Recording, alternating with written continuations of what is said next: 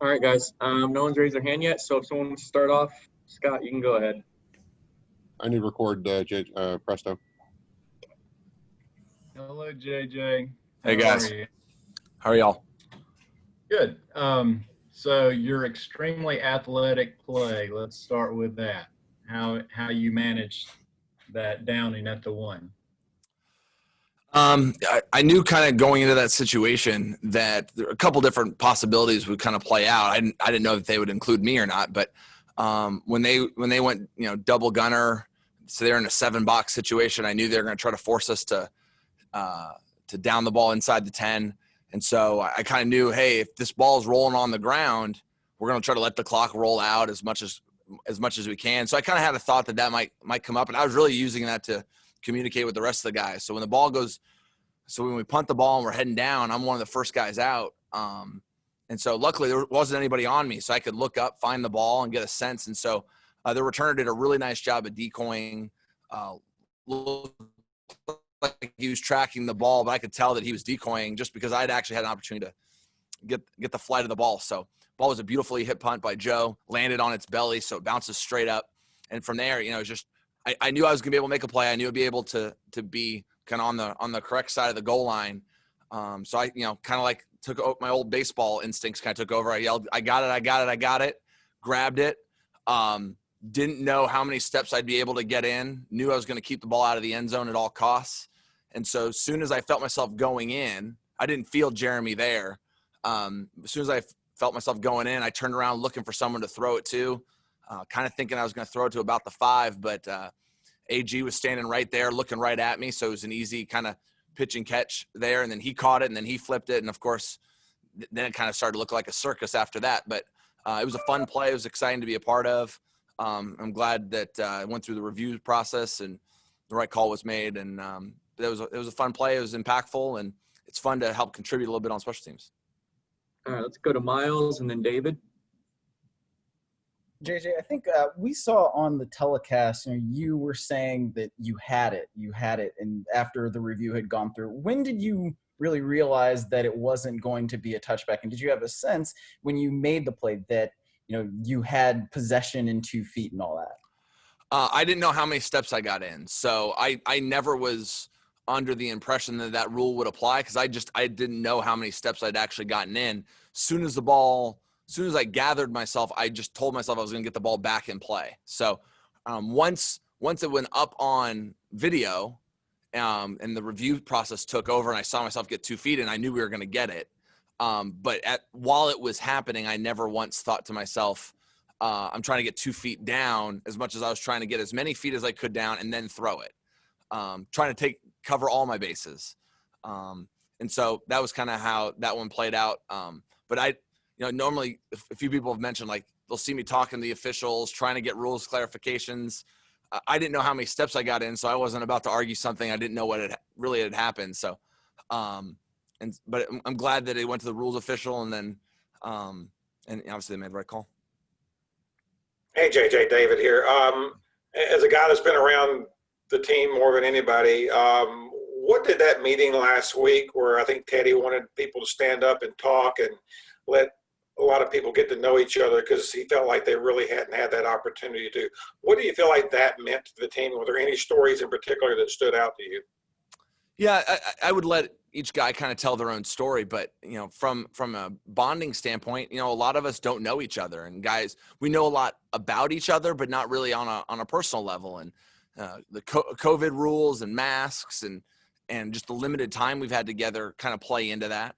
And then once you get back, you're in such a hurry to handle football stuff that you're trying to play catch up there, new offense, new defense, new schemes and special teams. And so I don't know that we spent enough time getting together. And so that was just a limitation that we had as a new group. And so for guys to be able to just kind of tell a little bit about themselves, there's important stories for each player, why they play, who they play for, just getting to know each other. So to be able to have a little bit of time to kind of start to unpack that a little bit, I think helps with bonding. I don't know that it necessarily helps you run a better route or snap a better ball, but it certainly helps when you're kind of riding the emotional roller coaster of a game or a season to feel like, hey, these are my brothers on the field, and I know a little bit more about them. The personal connection always helps guys play better with each other on the emotional level. Let's go to Jason Huber for the next question, and then Joe Person. Hey, JJ, Jason with WFNZ. As, kind of going off that point, as one of the guys you're the longest tenured player here, and Matt Rule spoke a lot about how he doesn't, you guys want to win. It's not a rebuild in your heads. And just what have you seen from this team, and especially getting that win, ending that long losing streak, and just kind of the emotions going on right now in the locker room, and as a guy who's been at the bottom here, been at the top, and just seeing this now? The 2020 Carolina Panthers were 0-2. So obviously there's been guys who lost games at the end of last season. I was part of that group last year, but this is a new team. It's a new team every year. It's a new group of guys. And so I don't know that, at least personally, I didn't feel like an extra burden because we'd lost 10 in a row. I'd kind of honestly forgotten about it. You're worried about this season. You're trying to win each week. You're trying to go 1-0, and you can't worry about the weeks before or the future weeks. Not because it's wrong, but just there's so much that goes into a single week. If you kind of go beyond that, I think it'd be very overwhelming. And so obviously when you get the first win of a season, any season, it begins to sort of validate some of the hard work that you've put in. The tough part of football is you spend months and months and months going through the emotional and physical tolls of preparing for a game, and you only get payoffs if you win 1 out of 16 games. Each week is its own unique payoff. So to kind of validate the hard work that we've put in, to let guys know that the process is working and that we're getting better as a team each week. The wins always help to validate that. The losing can be helpful in that you probably spend more time kind of figuring out what you've done wrong. And when you win, maybe human nature is to overlook it. So that's something that we've got to fight every week. Because I want to be able to have to fight human nature every week, winning and going 1-0 each week, and being able to celebrate with your teammates. Hey, JJ, prior to that meeting that David asked you about, Matt was saying that Monday was kind of a tough day, that there was a lot of kind of tough, honest conversations after that loss to Tampa. Wonder if you could kind of take us back through that to the level you're able to, and then how important the follow-up meetings were. Yeah, I think Mondays, every Monday is a big week, and a big part of the week, whether you win or lose, because you're going over all the good and bad that happened in the week. I think last Monday was particularly challenging, just because I think we felt like we played Tampa well, but we didn't play well, if that makes sense. And so to be able to really, with a fine-tooth comb and really honest, here's where we did poorly, here's where we played well.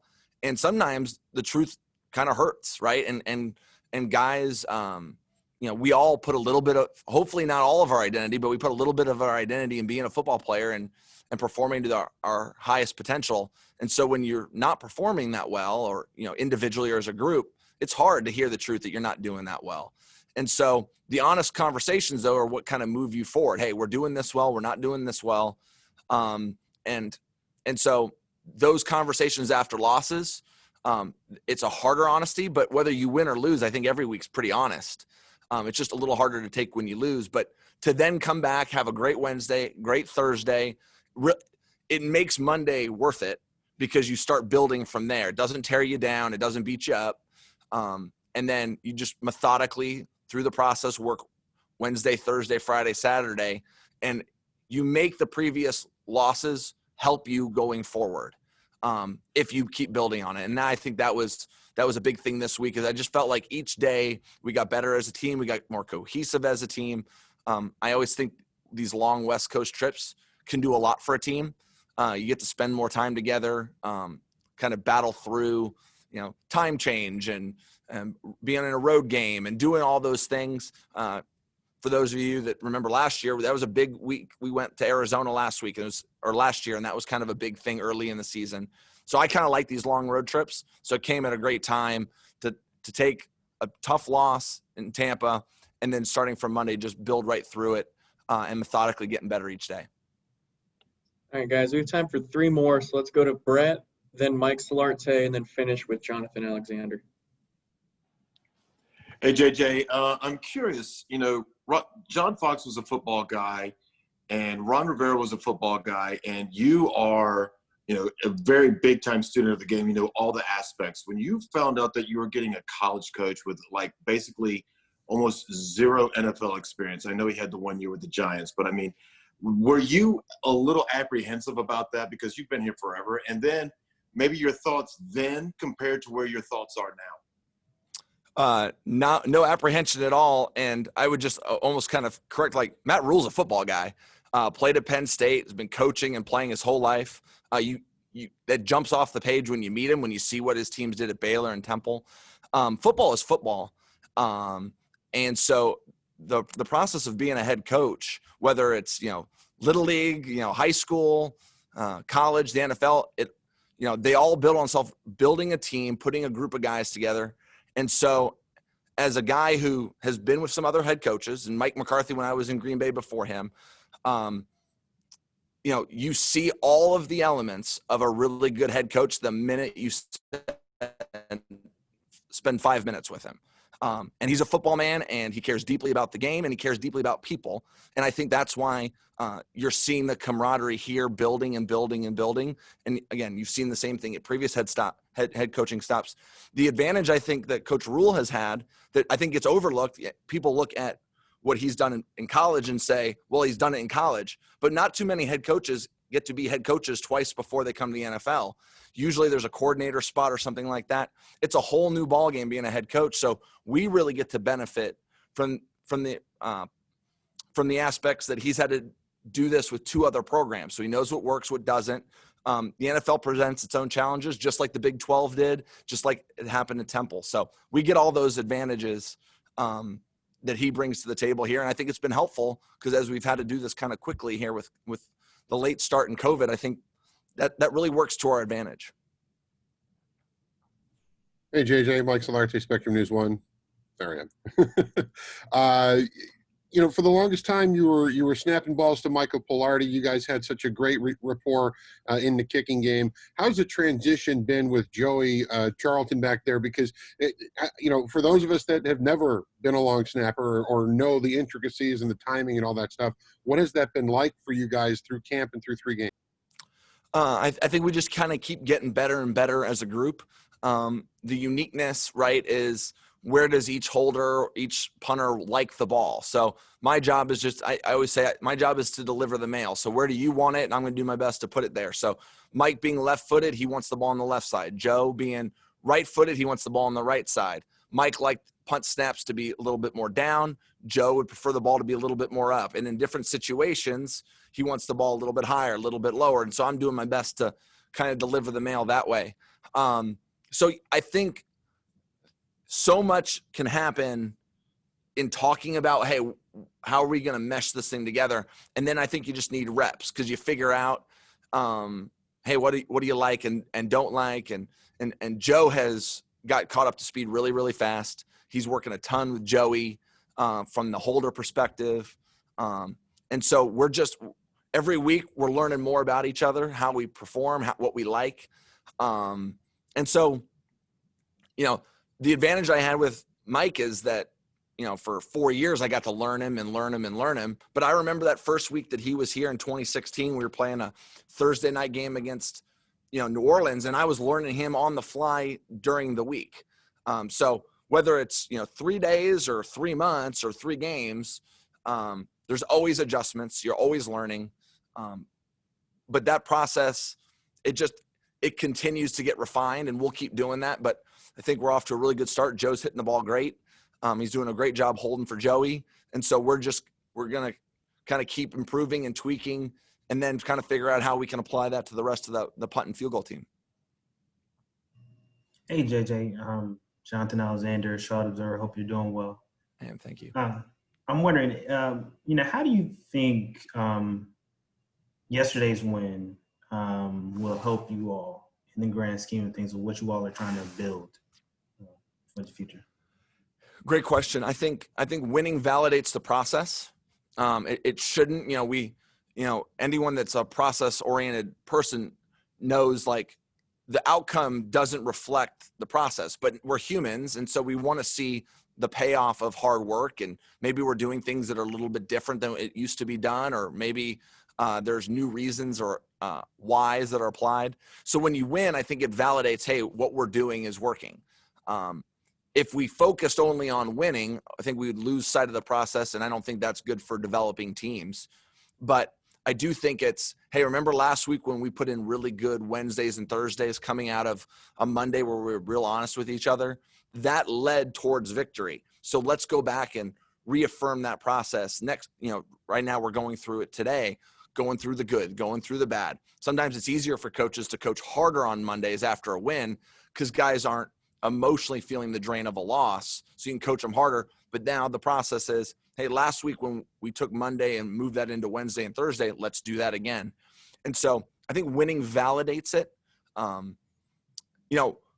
One win does not, make a season. It doesn't make a turnaround or anything like that. But each week we're trying to go 1-0. So we accomplished our goal last week. And now as we move forward with Arizona, the goal is to go 1-0 again. Doesn't matter what we've done in the past. We're going to focus all of our energy on this week. And then when this week ends, we'll worry about the week after. And so just trying to keep it very process oriented, take each day as the most important day of the week. And then Sundays will take care of themselves. All right, guys, that'll do it. JJ, we appreciate you taking the time. Got it. Thanks, Preston. Thanks everyone.